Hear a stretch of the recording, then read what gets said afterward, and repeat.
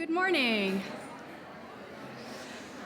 Welcome to this session on navigating college opportunities, focusing on study abroad, career advancement, and on-campus student leadership and involvement. My name is Sarah Walter. I'm Director of Study Abroad in the college.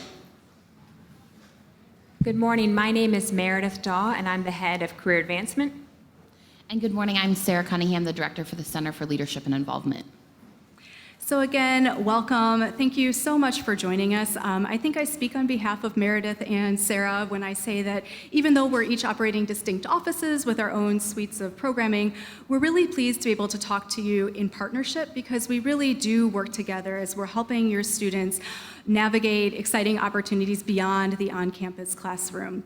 So this is a busy and exciting and exhausting physically and mentally, I'm sure, time of year for you and your students. And as you're taking in the many possibilities, we really want to reassure you and ask that you reassure your very ambitious students that not everything needs to be decided right away. We really encourage students to take advantage of the flexibility of this rich liberal arts environment and to know that through early planning conversations, our offices can help them think through all the possibilities and establish a timeline that really makes sense for them and for their interests. So when the time is right, they'll be positioned to move forward.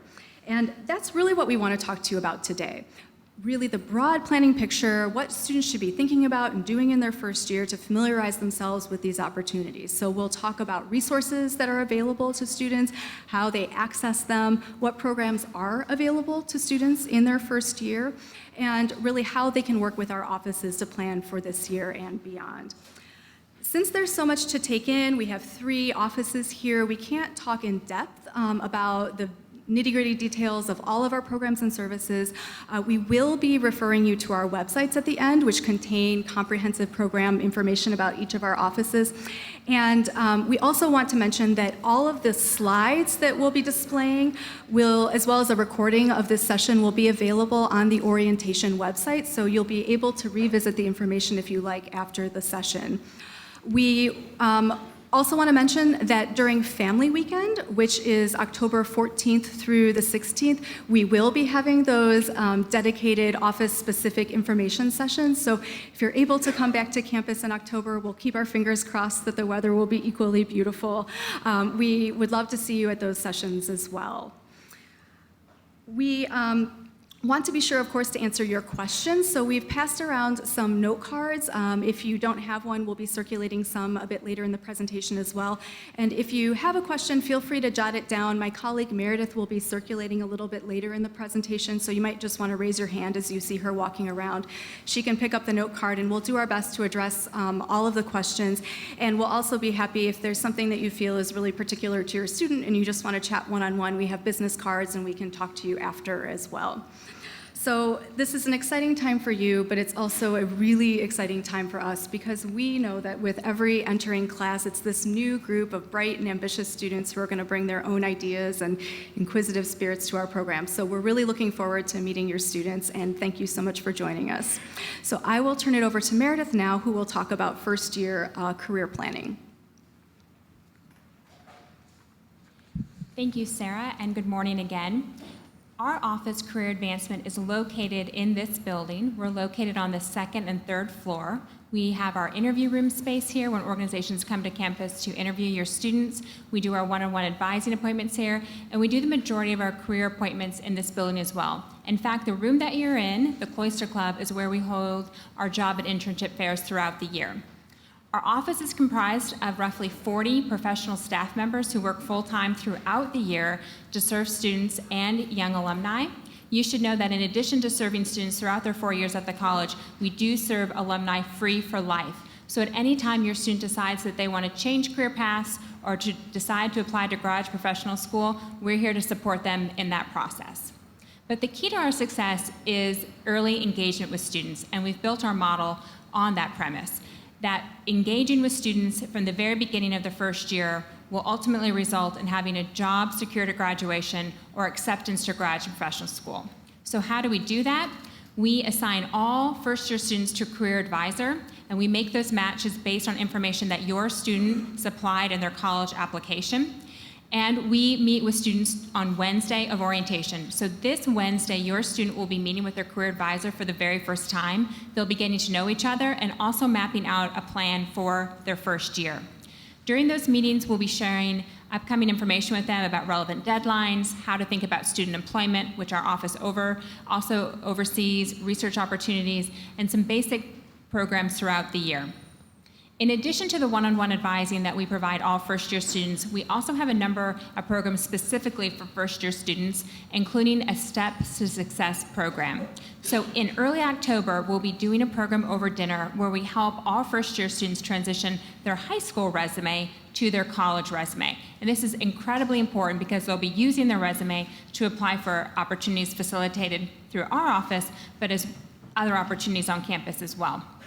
And then after winter break, when we know one of the questions around the dinner table will be, what are you going to be doing this summer? Where will you be living? We're going to do a program helping students think about how to spend their summer months, how to be as competitive as possible in the internship and research application process. So we talked about the information and the services we provide for one-on-one advising. We also offer a series of experiential education opportunities for students to try on different careers and see what might be a fit for them.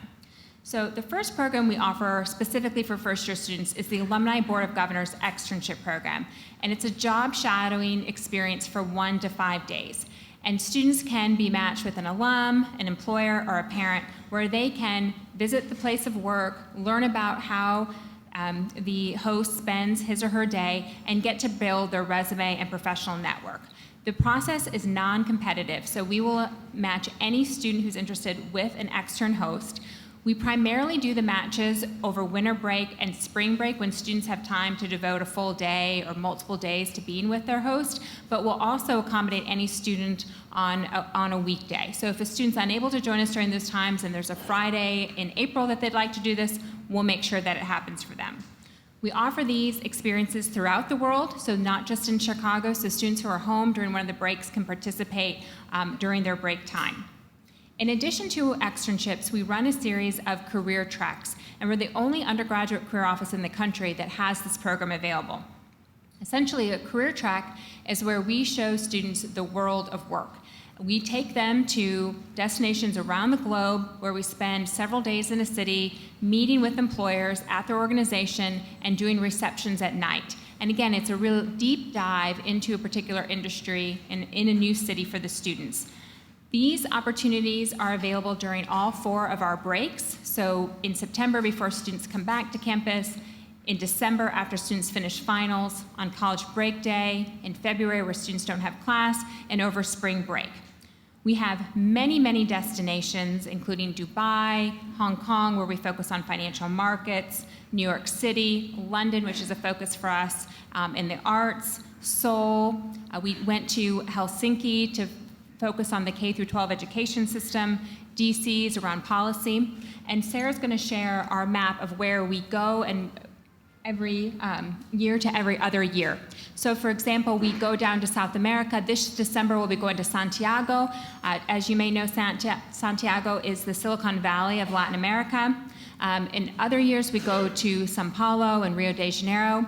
One of my favorite stories is a conversation I had with a parent at family orientation a number of years ago, where I was sharing that we went to Chile. And she came up to me after the presentation and said, well, what do I need to do for you to come to Brazil? She was a Brazilian mom. And I said, well, if you have contacts in Brazil, if you can help introduce me, we'd be glad to come there. So she gave us a great roster of employers to meet with when we were there, and also arranged for our students to get to meet with the 2016 Olympic Planning Committee in Rio. So really, parents are providing a lot of contacts for us as we plan these trips. It was an amazing opportunity for our students. These tracks are almost free of charge to our students. We cover all the hotel, the food, the ground transportation, and in the majority of the cases, we also cover airfare. If it's a case where the track itself does not cover the airfare and a student is receiving financial aid, we will cover the airfare. But in many cases, due to generous gifts we receive from alumni and parents, employers, friends of the university, we're able to cover the track costs at full freight. So for example, we have some parents in Seoul, South Korea, that wanted to be able to show students Seoul, and so that expense, all those expenses are covered at 100%. So it's a really, really neat opportunity for students. So we talked about these kind of try-on opportunities through externships and treks where students can gain more confidence in a particular field, figure out if this is something they might be interested in. But we feel it's also important for students to take a deeper dive. And in the 1990s, we were one of the very first colleges to invest in an internship program. Our flagship internship program is called the Jeff Metcalf program, and it's really founded on the premise that all students, regardless of background, regardless of the field that they're interested in, should be able to have a paid, substantive summer experience. So in fields like journalism or STEM, or the arts, or non-for-profits, where many of the employers cannot pay to have an undergraduate intern, the college covers those costs and pays the student directly at the beginning of the summer for them to have a meaningful summer experience. This past year, we had close to 2,000 Metcalf interns participating in work around the world. This coming year, our goal is 2,250. But ultimately, we will not stop until all students get to have at least one Metcalf opportunity. And as I mentioned, Metcalf is just one of the internship programs that we oversee and fund. We also have a lot of design your own internship experiences where students can find a site with our assistance, and we'll give them between $4,000 to $5,000 to intern around the world at the internship site of their choice. We also share listings with Harvard and Stanford and Columbia where employers can post internship listings, all paid of course, to our students and to members of those other institutions. And this is a really great way for students to get even more opportunities that they can apply to. So all of the opportunities thus far have been around trying experiences on, gaining experience. But it's equally important that students have the opportunity to meet with an advisor with experience in that particular industry. So we have a number of programs called UChicago Careers In, and these programs are led by industry leaders, so people who've worked in the field for 10 plus years and now work full-time as a member of our advising staff. In addition to having dedicated, experienced advisors, our students can take courses at the graduate and professional schools on campus, giving them real-world advanced experience, and be matched with a graduate professional school student to serve as a mentor. So for example, our very first program, which was launched in 2005, was UChicago Careers in Business. That program enables our undergraduate students to take up to 5 MBA-level courses at Booth. Students can take financial accounting or investments or entrepreneurship. They also get matched with a full-time MBA student to serve as their mentor throughout their time here. On Wednesday night, students in that program come to this room again, and they have weekly workshops led by industry experts outside of our office that are not only teaching them about the careers in business, but also giving them the tools they need to succeed. So for example, one of our upcoming programs is on how to read a financial statement. All really important skills to have for when students take their very first internship or full-time job.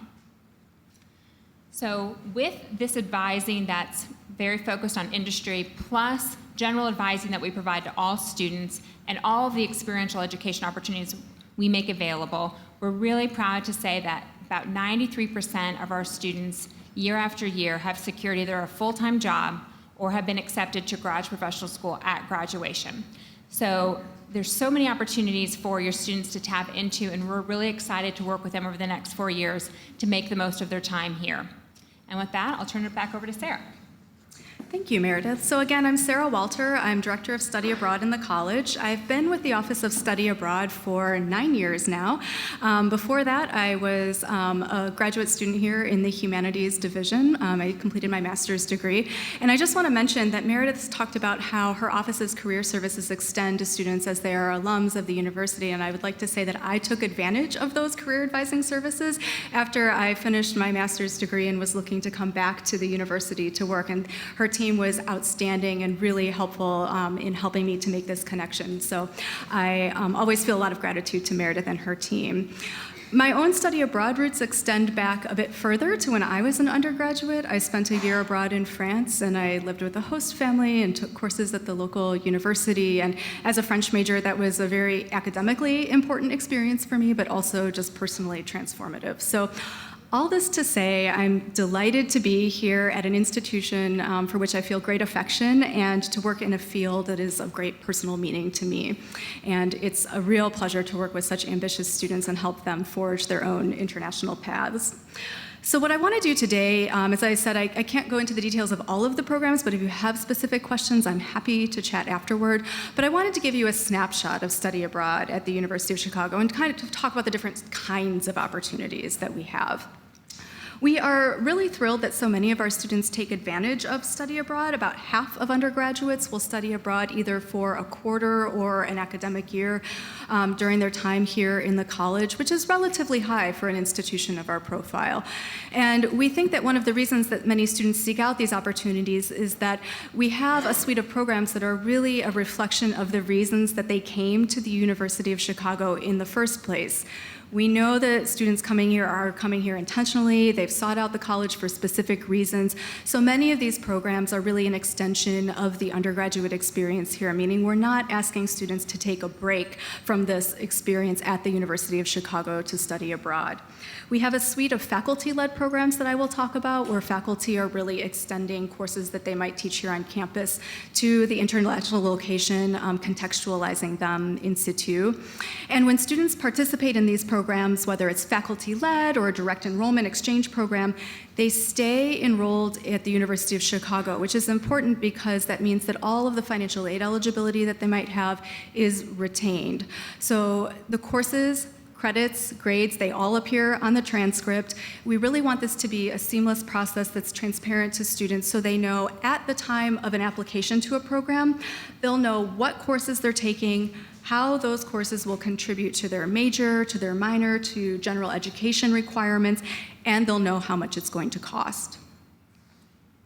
We have a diverse array of programs around the world. Our signature faculty-led programs include the civilizations sequences. So by now you've probably heard quite a bit about the core. One aspect of the core is the civilization studies requirement. All students, irrespective of major, fulfill the civilization studies requirement. And we have 17 different programs in 12 of the world's great cities where students can do their civ sequence abroad. And the idea behind these programs is that students are taking a year's worth of civ, so 3 courses taught by University of Chicago faculty, taught intensively over the course of 1 quarter, where the faculty are teaching them and really taking them on excursions to museum exhibits, to events that are happening.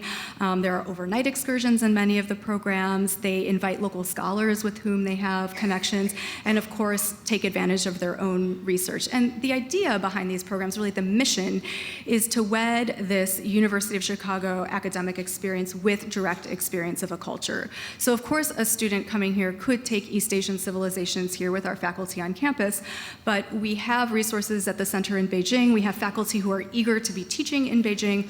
Why not study Civ, East Asian Civ in Beijing? So those are opportunities available to students. Beginning this year, students will be able to apply for our newest Civ program, which will be in Dakar, Senegal. So we're excited about that new opportunities for students in Africa. In addition to CIVs, our faculty teach other quarter-long programs abroad on particular themes, and we call these generally thematic programs. And in these programs, students are earning either major, minor, or sometimes core credit, just depending on the program and the student's particular course of study. So we have a diversity of opportunities. There is a British literature program in London. We have a human rights program in Vienna. There's a global health program for bio majors in Paris. We have advanced mathematics, social sciences, so there's really a variety of different possibilities. Our newest faculty-led program will be in Barcelona, where we have 2 other faculty-led programs, in partnership with the Harris School for Public Policy, so it will be focused on public policy from a European approach. So we continue to try to expand these offerings in response to student interest in locations and theme, and really work with our faculty who love working with our students abroad as much as our students enjoy working with them.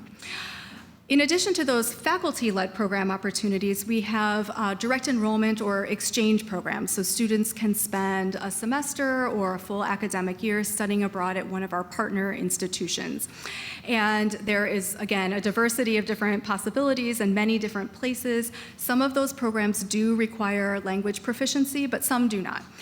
Most students in those programs are completing coursework toward their major field. So generally what happens is a student might be studying a particular subject and their faculty would say, oh, we have this exchange program, economics, for example. The economics faculty came to us and suggested 2 exchange partnerships, one at the Católica in Santiago, Chile, and another university in Bocconi, Milan. And so those are 2 exchange programs through which econ students can earn econ major credit abroad. So often students in the exchange programs are earning major credit while they're studying abroad. And then finally, we offer a number of grants for students who might not want to do one of these particular programs that we've organized. These are called Summer International Travel Grants, and they're awards of $4,000 or $5,000 depending on the location.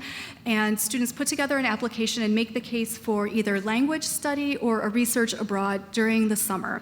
And we award the majority of applications that are received. We awarded 102 grants this past summer for students to go abroad.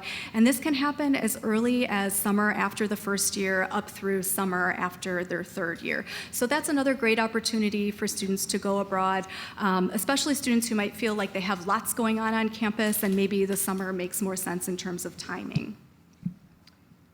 Speaking of timing, one of the most common questions that we hear from students and from parents is about that, about timing. What's the best time to study abroad?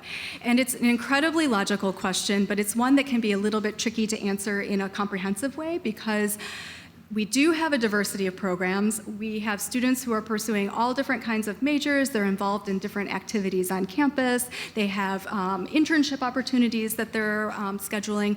So our conversations with students about timing are really quite individualized. I can say generally that the 3rd year remains the most popular time for students to study abroad. About 68% of study abroad students go abroad in the 3rd year. But again, 2nd year, 4th year are common possibilities. We have some very ambitious students who will go abroad as early as spring quarter of their 1st year. So there are lots of different possibilities. As students are thinking about study abroad timing, we really want them in their 1st year to be talking with their college advisor about their academic interests. We know that they may not have identified their major. They're still exploring what courses they want to take.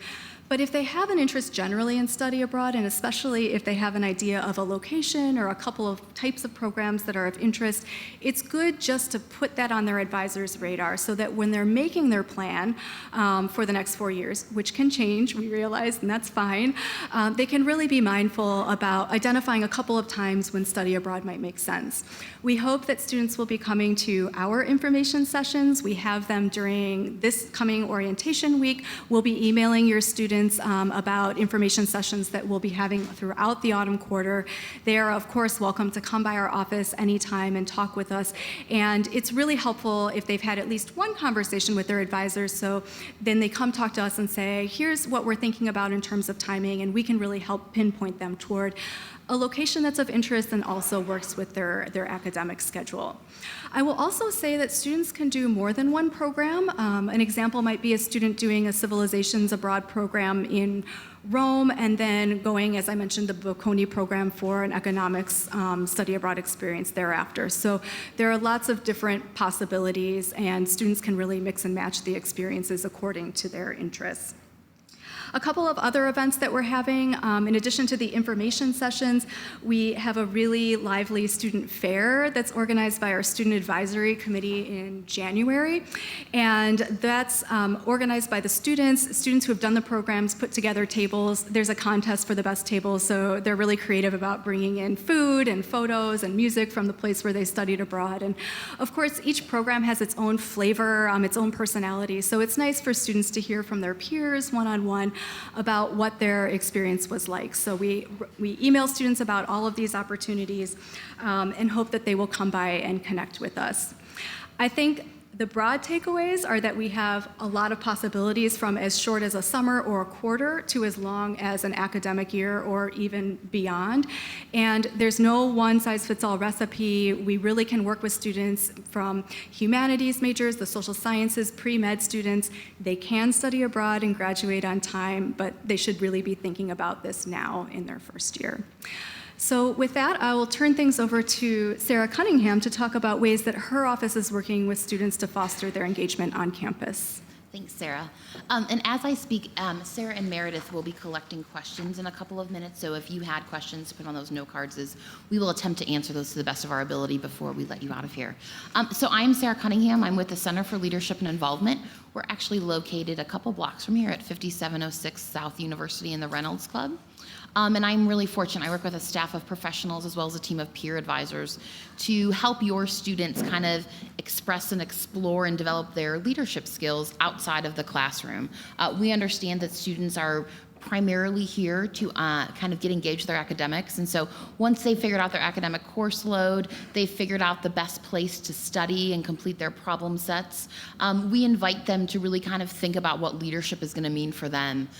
We know that leadership development and skill development is going to be essential for them to reach whatever those postgraduate goals are. And so one of the first things that we do is all of your students have been invited to take the Strengths Quest tool from Gallup.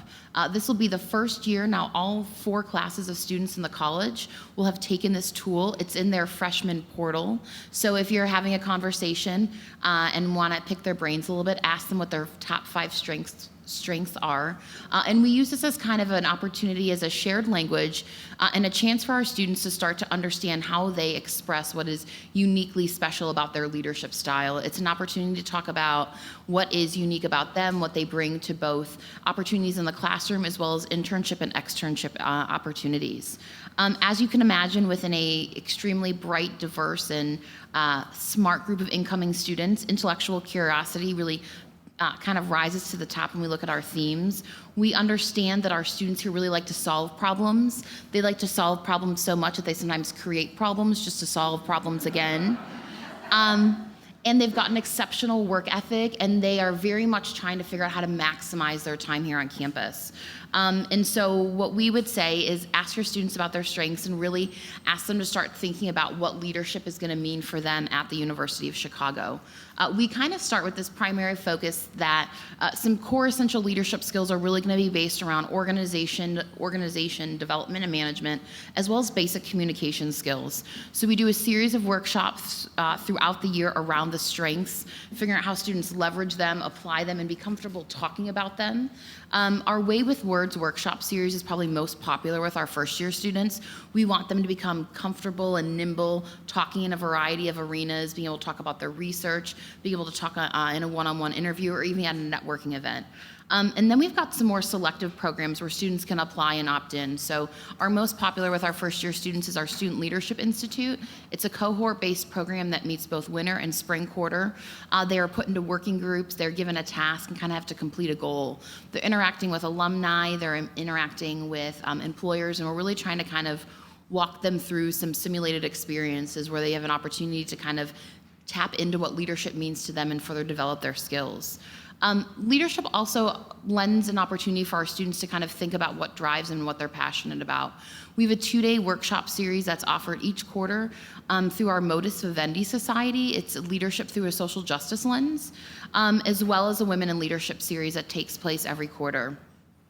It's important to know that leadership is going to look different for all of your students. We really want to invite them to kind of be the architect of their own UChicago co-curricular experience. So leadership for your student could be doing research in a lab. Leadership for your student could be holding a student employment position on campus. It could be being a president of an RSO, which is our recognized student organizations. It could be being the intramural captain or even the varsity athlete captain or volunteering in the community.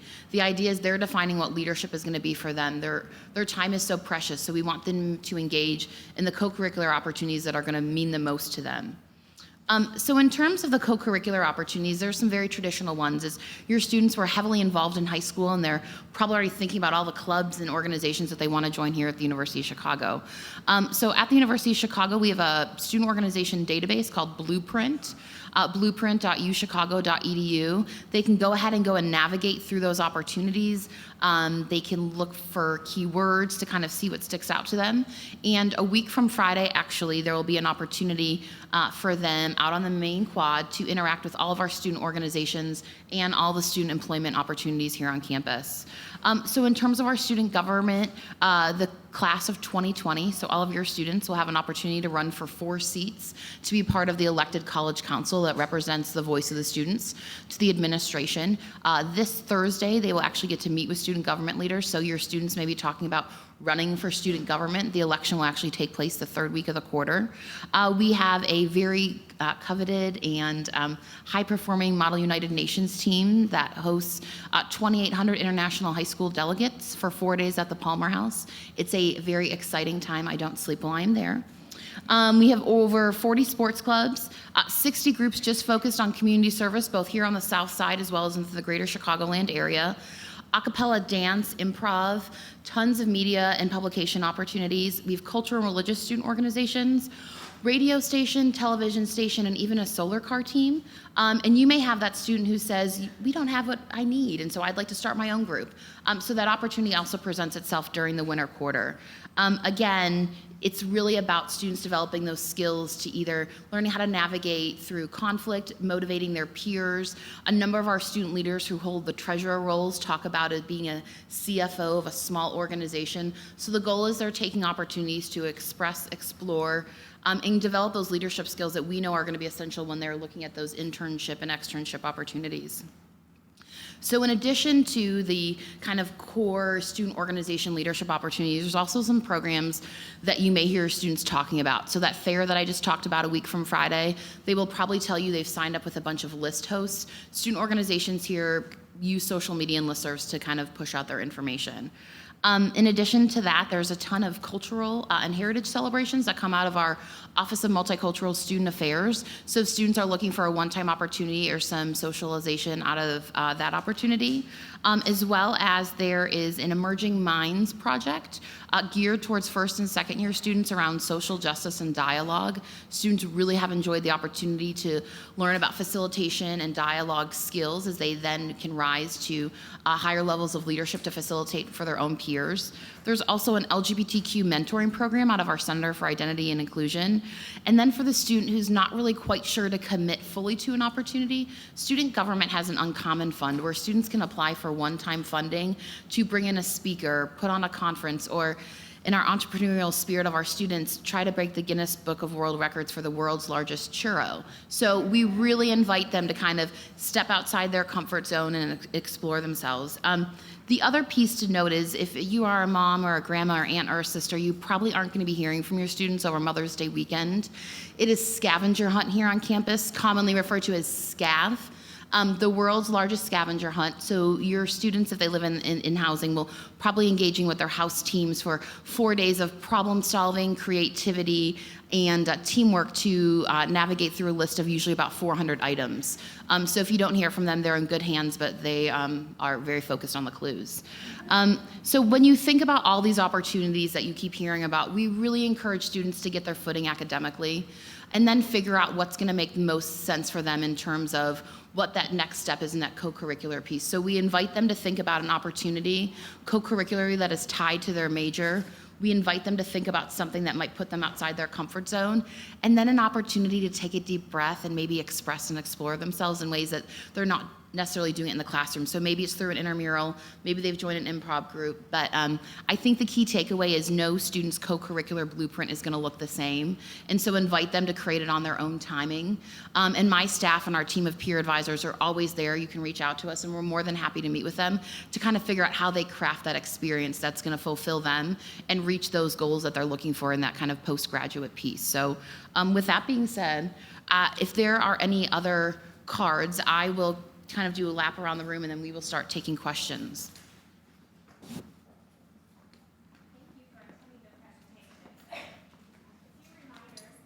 On this slide, we have all of our contact information, our websites, and our phone numbers so you can get a hold of us, and all of the handouts and slides will be available online. We just had a couple of questions. The first is for career advising appointments. Is it done via group or one-on-one? And almost all of our advising sessions are one-on-one in a private office. During orientation, given all of the different demands on the students, we'll be doing very small group advising assignments at that time. And I'll just address a couple of the questions that we had for study abroad. There was a question about the timing for applying for summer 2017 experiences. If a student is applying for financial support from the college, they should apply in February. That will be the application deadline for the summer international travel grants. And again, we'll be having information sessions, reaching out to students to let them know about the application timing. For those of you, if you didn't happen to get, I just want to mention generally, one of the planning timeline handouts, it will be on the orientation website, so you're welcome to refer back to that. But that will give you links to these various programs and also the corresponding deadlines.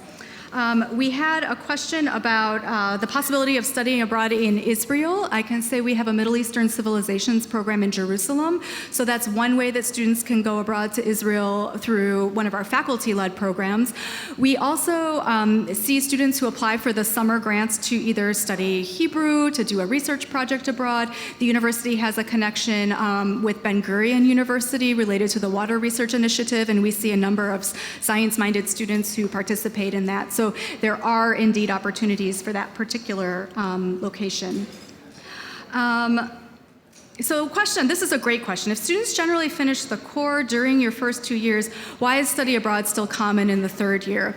And I'll say that it is a generalization to say that students finish the core in the first 2 years. Sometimes the Civ in particular, if students know they want to do that abroad, they'll kind of hold off and decide that they're going to apply their second year to go abroad their third year. But I would say that students are also going abroad for other requirements, right? They're doing major work abroad, they're doing just general courses that are of interest because they have some flexibility in their schedule. And again, the majority of students is like 68% in third year, so that's still quite a few second years and fourth years, and that smattering of first year students who are going abroad. So that's kind of how it works in terms of timing. A few examples of pre-med students abroad. What kind of majors are students studying? So the one program that's drawn the most number of pre-med students is our global health program in Paris. It's a bio-major program that happens in the winter quarter. It's taught by outstanding faculty, Drs. Shola and Funme Olapade, who are leaders in the Center for Global Health. And they, in addition to teaching the courses, are also making really interesting excursion and local scholar connections for the students in that program. But there are pre-med students who are studying other disciplines, and sometimes they will go abroad to different kinds of programs, really to get a feel for a particular location or destination. Sometimes students will be interested in policy and they'll go abroad in a social sciences program. We see a lot of pre-med students who apply for the summer grants to do research experiences abroad. They might have a particular project that they want to work on, or they may have an organization where they want to be involved with on an academic level, maybe volunteering in a hospital. And I know through internship support too, students, pre-med students find those international experiences overseas. And then finally, we'll see that some science majors will go abroad through exchange programs.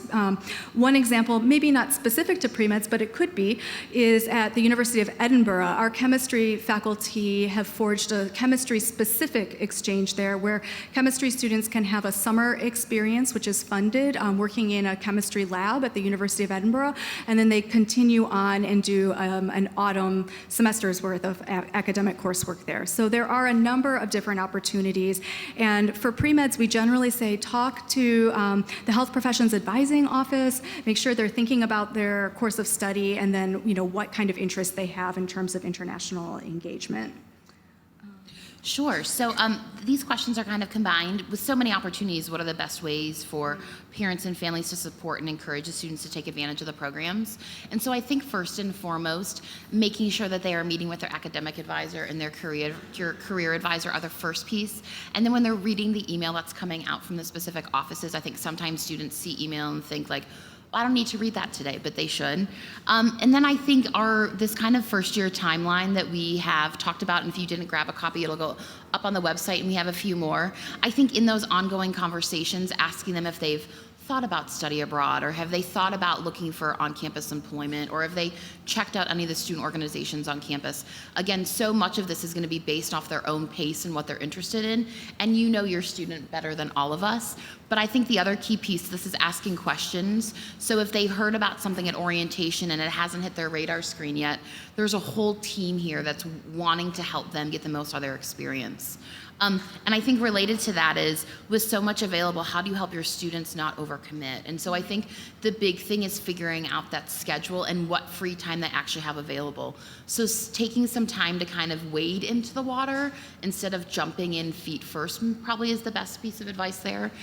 Taking a couple of weeks into the quarter to get a sense of what their academic course load is going to look like, how many hours of sleep do they actually need to be productive, and then figuring out with that time available, how would they like to engage? Are they looking to engage in a community service opportunity? Are they interested in one of the UChicago careers programs? But I think the big thing is, with such a bright, talented, and sometimes competitive class, it's going to feel like their peers have a map already drawn out. And so it's really important that they figure out what their own map is going to be for themselves. So I think checking in, and it's never too late to get involved. Everyone's going to kind of engage in their own time and on their own pace. And just a couple of more questions that just came in about study abroad. There's a question specific to Switzerland. We do not have our own programs in Switzerland, but we are quite flexible with students. For programs or universities with which we don't have an exchange partnership, students can still go there. The process is that they would take a leave of absence, which is something that is not frowned upon, and they would simply enroll. We'd be happy to provide connections or advice, but they could enroll directly in the partner university. They would, of course, pay the partner university tuition and fees, and then they would work with our College Dean of Students office on transfer credit. And that's a process that should begin before the student applies for the experience, right? To look at the courses that he or she would be taking and what kind of credits they're expecting to get to make sure that that actually does make sense. And then it would be a process of, once that term or year is completed, applying for transfer credit when the student comes back. So that would be a more independent way of going abroad to a place where we don't have an existing program. And then another question about pre-med is, should students study abroad? Would there be too much strain on a student's time? And I will say that we have lots of pre-meds who study abroad, either through CIV or one of the STEM-related programs that I mentioned. They still graduate on time. Some of the students end up taking a gap year because of the med school application process. They find that it's easier that way. And this is something that we and the Health Professions Office will be talking with pre-meds about, so that they can make sure that, if they are planning on taking a gap year, that's something that they want to do, and sort of balancing the pros and cons of both opportunities. But I will say that we have lots of pre-meds who successfully go abroad. I think that's all the questions that we have up here, but we'll be happy to stay for a few minutes if you have specific questions. And again, thank you for coming, and enjoy the rest of your day.